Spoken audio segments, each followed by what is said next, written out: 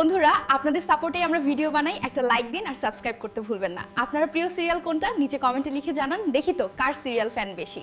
একসময় যে লাজু নিজেই হাসপাতালের বেডে মৃত্যুর সাথে লড়ছিল, আজ সেই লাজুই সাদা এপ্রন পরে বাঁচাচ্ছে মানুষের প্রাণ।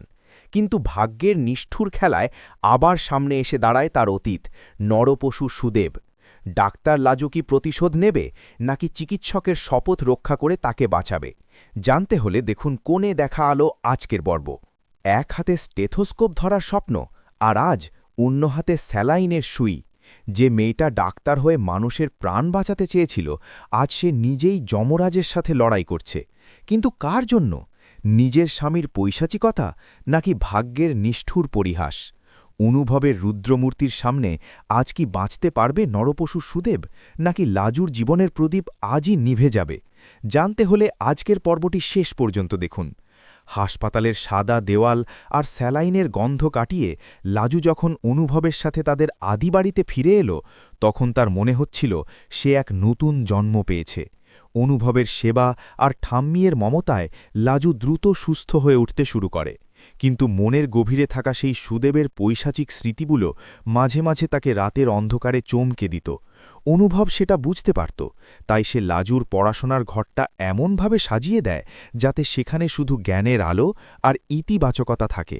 মেডিকেল পরীক্ষার সেই বিশেষ দিনটি ঘনিয়ে আসে। অনুভব নিজে লাজুকে কলেজের গেট পর্যন্ত পৌঁছে দিয়ে বলে, মনে রাখিস লাজু, তুই শুধু নিজের জন্য লড়ছিস না, তুই লড়ছিস সেই সব মেয়েদের জন্য যারা স্বপ্ন দেখেও পরিস্থিতির চাপে থেমে যায়। লাজু দৃঢ় পায়ে পরীক্ষার হলে ঢোকে আর প্রতিটি প্রশ্নের উত্তর অত্যন্ত মেধার সাথে লিখে দিয়ে আসে। পরীক্ষা শেষ করে যখন সে বেরিয়ে আসে, তখন তার মুখে ছিল এক তৃপ্তির হাসি, যা দেখে অনুভবের বুকটা গর্বে ভরে ওঠে। এদিকে জেলের ভেতরে সুদেবের দিনগুলো কাটছিল নরক যন্ত্রণায়। সে ভাবতেও পারেনি যে সামান্য এক সাধারণ মেয়ে আর এক জেদি ডাক্তারের কাছে তাকে এভাবে হার মানতে হবে। জেলের অন্ধকার প্রকোষ্ঠে বসে সে অনুভবের বিরুদ্ধে প্রতিশোধ নেওয়ার ছক কষতে থাকে। সে জানত অনুভবের একমাত্র দুর্বলতা হল লাজু, তাই সে জেল খাটাকালীন কিছু দাগী অপরাধীদের সাথে সখ্যতা তৈরি করে, যাতে বাইরে বেরিয়ে সে অনুভবের উপর মরণ কামড় দিতে পারে।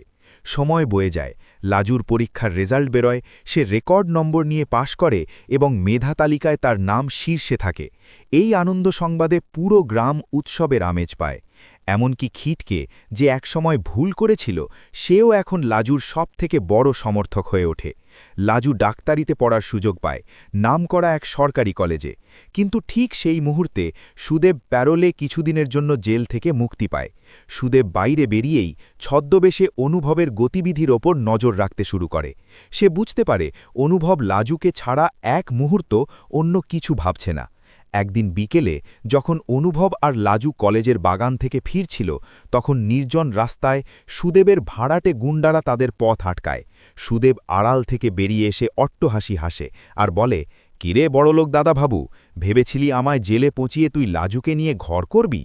অত সহজ নয়, আজ তোদের দুজনকেই আমি শেষ করে দেব। অনুভব লাজুকে নিজের পেছনে টেনে নেয় আর বলে, সুদেব, তোর শিক্ষা হয়নি, তুই এখনও জানিস না যে অন্যায়ের ভিত্তি কতটা দুর্বল। অনুভব একা হাতে সেই গুন্ডাদের মোকাবিলা করতে শুরু করে। সে একজন দক্ষ ডাক্তার হলেও তার হাতের জোর ছিল পাহাড়ের মতো। একের পর এক গুন্ডাকে সে ধরাশায়ী করে। কিন্তু ধূর্ত সুদেব পেছন থেকে লাজুকে আক্রমণ করতে যায়। ঠিক তখনই লাজু তার হাতে থাকা ভারী মেডিকেল বইটা দিয়ে সুদেবের মুখে সজোরে আঘাত করে। সে চিৎকার করে বলে, আমি আর সেই ভীতু লাজু নেই যে তোর অত্যাচার মুখ বুঝে সহ্য করবে। আমি এখন একজন হবু ডাক্তার, আর আমি জানি শরীরের কোন জায়গায় আঘাত করলে মানুষ সব থেকে বেশি ব্যথা পায়। লাজু আর অনুভবের এই সম্মিলিত প্রতিরোধে সুদেব মাটিতে লুটিয়ে পড়ে। ঠিক সেই সময় পুলিশ সেখানে পৌঁছায়, কারণ অনুভব আগে থেকেই পুলিশের কাছে সুদেবের প্যারোলের খবর পেয়ে সতর্ক ছিল। সুদেবকে আবার হাতকড়া পরিয়ে নিয়ে যাওয়া হয়, তবে এবার আর প্যারোল নয়, তার আজীবন কারাদণ্ড নিশ্চিত হয়, কারণ সে জেল থেকে বেরিয়ে পুনরায় খুনের চেষ্টা করেছে। লাজু অনুভবের দিকে তাকিয়ে হাসে, আর অনুভব তার কপালে একটা ভরসার চুমু খেয়ে বলে, তুই আজ সত্যি জয়ী হয়েছিস লাজু। কয়েক মাস পর লাজু যখন সাদা এপ্রন পরে গলায় স্টেথোস্কোপ ঝুলিয়ে প্রথমবার হাসপাতালে ইন্টার্নশিপ করতে ঢোকে তখন অনুভব তাকে গেটে দাঁড়িয়ে স্যালিউট জানায়।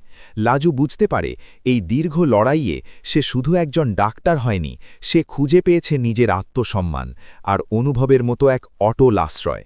তাদের এই ভালোবাসার গল্প শুধু প্রেমের ছিল না, এটা ছিল একটা স্বপ্নের ঘুরে দাঁড়ানোর আর অশুভ শক্তির বিনাশের।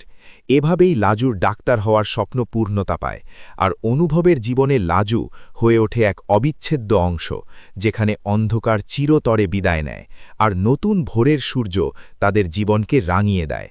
লাজু যখন সাদা এপ্রন পরে প্রথমবার স্টেথোস্কোপটা হাতে তুলে নিল তখন তার চোখের কোণে অজান্তেই 2 ফোঁটা জল চিকচিক করে উঠল। হাসপাতালের করিডর দিয়ে হাঁটতে হাঁটতে তার মনে পড়ছিল সেই অন্ধকার দিনগুলোর কথা, যখন সে নিজেই মুমূর্ষু অবস্থায় এই হাসপাতালের বেডে শুয়েছিল। অনুভব দূর থেকে লাজুরাই রূপান্তর দেখছিল, তার চোখে তখন এক অপার্থিব তৃপ্তি। লাজু এখন আর সেই গ্রাম্য অবলা মেয়েটি নয় যে অত্যাচারের মুখে মাথা নিচু করে থাকত, বরং সে এখন একজন আত্মবিশ্বাসী হবু চিকিৎসক। লাজুকে তার কেবিনে বসিয়ে অনুভব বলে, ডাক্তার হওয়ার প্রথম ধাপ পার করলে, এবার আসল লড়াই শুরু, সেবার বদলে যেন অহংকার না আসে। লাজু হাসি মুখে অনুভবের হাতটা চেপে ধরে বলে, তুমি পাশে থাকলে আমার দিশা কোনোদিনও ভুল হবে না। অনুভব তবে গল্পের মোড় অন্যদিকে ঘুরে যায়, যখন লাজুর কাছে খবর আসে যে সুদেব জেলের ভেতরে গুরুতর অসুস্থ হয়ে পড়েছে এবং তাকে উন্নত চিকিৎসার জন্য এই হাসপাতালেই স্থানান্তরিত করা হচ্ছে।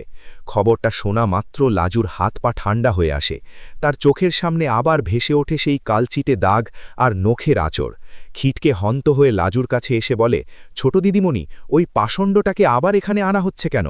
ও তো মানুষের জাত নয়, ও মরলে পৃথিবীর পাপ তাপ কমবে। অনুভব গম্ভীর হয়ে পরিস্থিতিটা লক্ষ্য করছিল। সে লাজুর সামনে গিয়ে দাঁড়ায় আর বলে, লাজু, আজ তোমার ডাক্তার জীবনের সব থেকে বড় পরীক্ষা।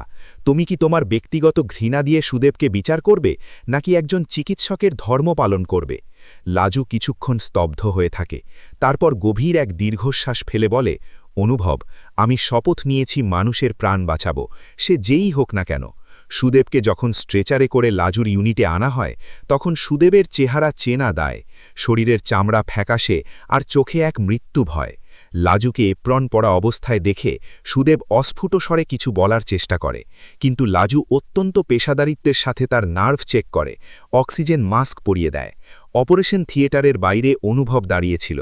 দীর্ঘ কয়েক ঘণ্টা অস্ত্রোপচারের পর লাজু বেরিয়ে এসে বলে, ও এখন বিপদমুক্ত, তবে ওর লিভারের অবস্থা খুব খারাপ, ওকে অনেক দিন চিকিৎসাধীন থাকতে হবে। সুদেব যখন জ্ঞান ফিরে পায় সে দেখে শিয়রে লাজু দাঁড়িয়ে তার স্যালাইনের ঢিপ চেক করছে। সুদেবের চোখে তখন অপরাধ বোধের জল।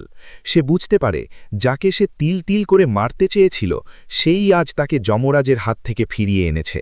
সুদেব ডুকরে কেঁদে ওঠে, লাজুর হাত ধরার চেষ্টা করে, কিন্তু লাজু সরে দাঁড়িয়ে শান্ত গলায় বলে, সুদেব, তোমার ক্ষমা চাওয়ার দরকার নেই, কারণ আমি তোমাকে ক্ষমা করার জন্য বাঁচাইনি, আমি বাঁচিয়েছি যাতে তুমি সুস্থ হয়ে জেলের ঘানি টেনে তোমার পাপের প্রায়শ্চিত্ত করতে পারো।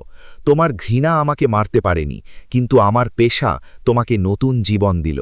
অনুভবের হস্তক্ষেপে সুদেবের বাড়ির লোকজন অর্থাৎ কমলা আর কুসুমকেও হাসপাতালের গেটে আটক করা হয়। অনুভব স্পষ্ট জানিয়ে দেয় যে লাজু এখন এই হাসপাতালের চিকিৎসক এবং সুদেব একজন আসামি। আইন এবং চিকিৎসার মাঝখানে যেন তারা আসার চেষ্টা না করে। কয়েকদিন পর সুদেব যখন কিছুটা সুস্থ হয় সে পুলিশের কাছে নিজের সমস্ত অপরাধের স্বীকারোক্তি নতুন করে লিখে দেয়। সে জানায় যে লাজু এবং অনুভবের প্রতি সে যা করেছে তা ছিল পৈশাচিকতা। লাজু তার শেষ রিপোর্টে সুদেবের সুস্থতার সই করে তাকে পুনরায় পুলিশের হাতে তুলে দেয়। সুদেব বিদায় নেওয়ার সময় লাজুর দিকে তাকিয়ে হাত জোর করে মাথা নত করে।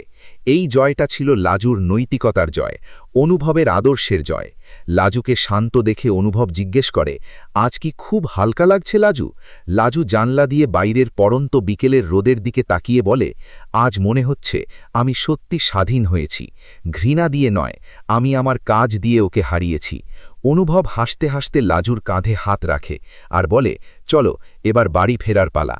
ঠাম্মি আজ তোমার পছন্দের পায়েস রান্না করেছে। খিটকে আগেই গিয়ে গাড়ি পরিষ্কার করে রেখেছে। তাদের গাড়ি যখন হাসপাতালের গেট পেরিয়ে খোলা রাস্তায় নামে, তখন লাজুর মনে হয় জীবনটা ঠিক নদীর মতো, হাজারো বাধা কাটিয়ে ঠিক সাগরে মিশে যায়। আর অনুভবের মতো এক নাবিক থাকলে কোনো ঝড়ই আর ভয়ঙ্কর মনে হয় না। এভাবেই লাজু আর অনুভবের জীবনে এক শান্তিময় অধ্যায় শুরু হয়, যেখানে প্রতিশোধের বদলে সেবার জয়গান ধ্বনিত হয়, আর লাজু হয়ে ওঠে হাজারো মেয়ের প্রেরণা।